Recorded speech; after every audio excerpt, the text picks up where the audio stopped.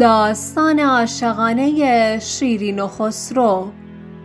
خسرو همچون مجنون عاشقی شوریده دل و پاکباز نیست، بلکه پادشاهی هوسباز است که وقتی با معشوق خود قهر می کند به سراغ زنان دیگر هم می رود. خسرو ندیم و همنشینی به نام شاپور دارد که مردی جهان دیده و در نقاشی و صورتگری چیره دست است. شاپور روزی از دیده ها و شنیده های خود در سفرهایش سخن میگوید و کلامش به آنجا میرسد که در سرزمین ارمنستان و کنار دریای خزر زنی از نسل شاهان به نام مهین بانو حکومت می کند. این زن برادرزاده‌ای به نام شیرین دارد که در زیبایی و دلبری در تمام دنیا بی همتاست و مهین بانو او را به ولیعهدی خود برگزیده است. شیرین همیشه با 70 دختر که در خدمت او هستند به گردش و تفریح در دشت و صحرا مشغول است. خسرو ندیده عاشق شیرین می شود و شاپور را برای به دست آوردن او به ارمنستان می فرستد.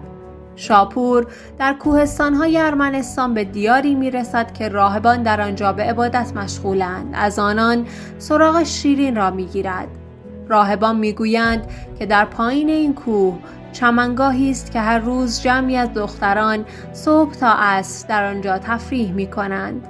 شاپور هم سحرگاه قبل از آنکه شیرین و همراهانش بیایند به چمنگاه آمده تصویری از خسرو را با دقت تمام می کشد و آن را به درختی چسبانده و به سرعت دور می شود. وقتی شیرین و ندیمه هایش برای تفریح می آیند، شیرین تصویر خسرو را روی درخت می بیند و دلباخته‌اش می شود. اما همراهان او از ترس اینکه مبادا آن تصویر طلسم یا افسونی باشد آن را پاره می کنند. شاپور 2 روز دیگر همین کار را تکرار می کند. در 3مین مرتبه شیرین بیقرار می شود و به یکی از ندیمه هایش دستور می دهد بر سر راه بنشیند تا شاید یکی از رهگذران از صاحب تصویر اطلاعی داشته باشد. شاپور به صورت رهگذری از آنجا عبور می کند و ندیمه او را به نزد شیرین می برد. شیرین تصویر را به او نشان می دهد و می پرسد آیا این مرد را می شناسی؟ شاپور که نقشش عملی شده است زبان به تعریف و تمجید از خسرو می گشاید که صاحب این تصویر خسرو پرویز ولیعهد و پادشاه آینده ایران است که در 7 کشور کسی به زیبایی، ثروت و قدرت او پیدا نمی شود. شیرین که طاقت از دست داده است راز دل را بر شاپور می گشاید و از او می خواهد اگر می تواند چاره‌ای کند که او خسرو را ببیند. شاپور پاسخ می دهد در حقیقت من از طرف خسرو آمدم چون او نیز با شنیدن آوازه زیباییت عاشق تو شده است. برای رسیدن به او روزی به بهانه شکار بیرون بیا و به سمت مدائن حرکت کن. در آنجا به قصر برو و این انگشتر را که به تو می دهم به کنیزان او نشان بده تا تو را بپذیرند. در آنجا منتظر خسرو بمان تا به دیدار تو بیاید. شب هنگام شیرین از مهین بانو اجازه شکار می گیرد و صبح با یارانش به شکار می رود. او در شکارگاه از یارانش جدا می شود و به سرعت به سوی ایران حرکت می کند. همراهانش گمان می کنند که اسب او رم کرده است، اما هرچه به دنبال او می گردند اثری از او نمی یابند. بنابراین به شهر برمی گردند و خبر گم شدن شیرین را به مهین بانو می دهند. مهین بانو با غم بسیار به این نتیجه می رسد که هیچ سواری به گرد پای اسب شیرین نمی رسد. پس مجبوراً منتظر می شود که شاید خبری از او برسد. از سوی دیگر شیرین بعد از چندین روز تاختن به چمنزار و چشمه‌ای میرسد و برای رفع خستگی جامه از تن در می آورد، پارچه‌ای آبی رنگ به کمر می بندد و برای شستشو به داخل آب چشمه می رود. در ایران پس از آنکه شاپور به ارمنستان می رود دشمنان خسرو کاری می کنند که هرمز به فرزندش بدگمان شود و تصمیم گیرد او را زندانی کند.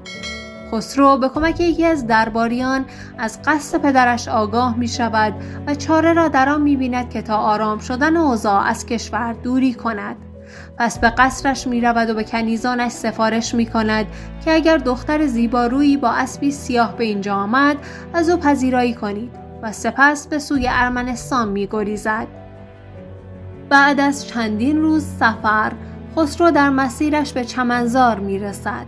تصمیم می گیرد ساعتی در آنجا به استراحت بپردازد.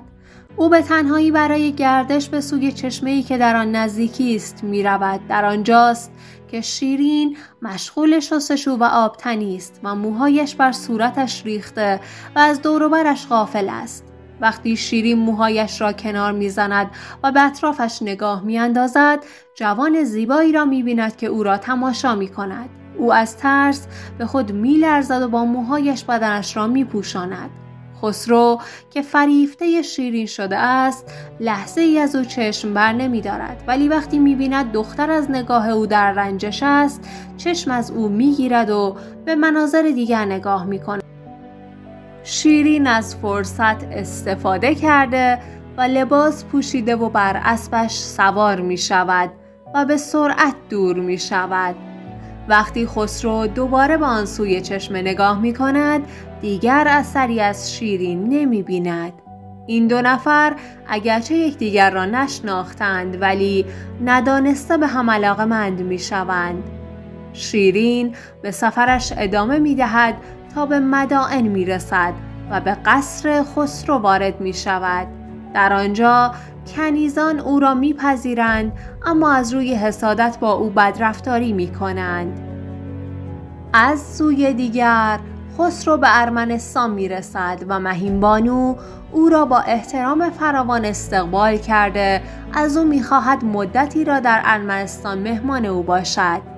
خسرو مدتی در آنجا به عیش و خوشی می پردازد تا وقتی که شاپور به خدمتش می رسد و ماجرای شیرین و رفتن او به مدائن را تعریف می کند.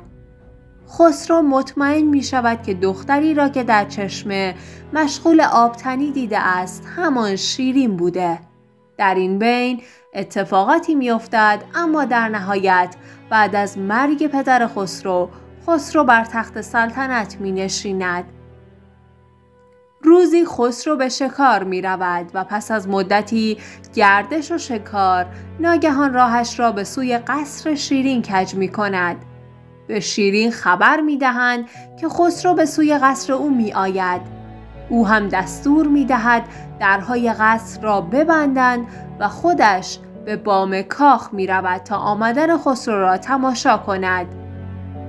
وقتی خسرو به قصر می رسد، نگهبانان و خدمتگزاران با تشریفات کامل از او استقبال می کنند، اما خسرو از بسته بودن در قصر تعجب می کند و از شیرین می پرسد مگر تو را از آمدن من با خبر نکردند؟ شیرین پاسخ می دهد در بیرون قصر خیمه‌ای زرین برای پذیرایی شما مهیاست. خسرو می پرسد از یک رو پذیرایی و احترامم می کنی و از روی دیگر در را به روی من می بندی. این چه معنی دارد؟ شیرین جواب می دهد من از آبروی خودم می ترسم. تو اگر مرا می خواهی باید رسما به خواستگاری من بیایی، چون بازیچه هوسرانی های تو شدن در شأن من نیست. خسرو می گوید من هم قصد ازدواج با تو دارم، اما در قصر را باز کن تا با هم به گفتگو بنشینیم. شیرین جواب می دهد من چون چشمه‌ای کوچک ظاهر و باطنم پیداست، اما تو چون دریایی عمیق ظاهر و باطنت پیدا نیست. تو با اینکه هنوز دستت به من نرسیده دیگران به من طعنه میزنند و ملامتم میکنند و جز رنج از عشق تو نصیبی نبردم. وای به اینکه شبی را با من بگذرانی. عاقبت شیرین حتی با التماس خسرو تسلیم نمی شود و خسرو با عصبانیت به لشکرگاه برمی گردد. خسرو در لشکرگاه به شاپور شکایت می کند که شیرین نه دلدار من است که دشمن غدار من است. امروز حرمت مرا نگه نداشت و آبرویم را برد. شاپور جواب می دهد ناز و ترشرویی شیوه همه زیبارویان است و کلاً زنان لحظه ای عشق مردان را رد می کنند و لحظه ای دیگر به سوی آنان می شتابند. بعد از رفتن خسرو، شیرین دلتنگ شده و از رفتار تندش با خسرو خجل می گردد. پس شبانه به سوی لشکرگاه خسرو می رود. در آنجا شاپور را می بیند و از او می خواهد در 2 مطلب کمکش کند. اول اینکه خسرو را ترغیب کند که او را به رسم و آیین به همسری خود درآورد و دوم او را به جایی ببرد که بزم خسرو را ببیند و چهره او را تماشا کند. شاپور میپذیرد و او را پنهانی به بزم خسرو میبرد. شیرین از پرده بیرون میآید و بر پای خسرو افتاده از گستاخی خود عذرخواهی میکند. خسرو باز آتش طمعش شعله‌ور می شود، اما شیرین دگر بار چهره در هم می کشد. شاپور در گوش شاه علت ناراحتی شیرین را جلوگیری از بدنامیش می داند و خسرو سوگند می خورد جز به رسم و آیین دست به سوی شیرین دراز نکند. پس همان شب شیرین را به قصر برمیگرداند و مقدمات ازدواج با او را فراهم می کند. مدتی بعد شاه با شکوه تمام عروسش را به مدائن می آورد. ویدئوی بعدی داستان مرگ عاشقانه شیرین و خسروست. پس همین الان سابسکرایبم کن و از دستش نده. همراه من بمون.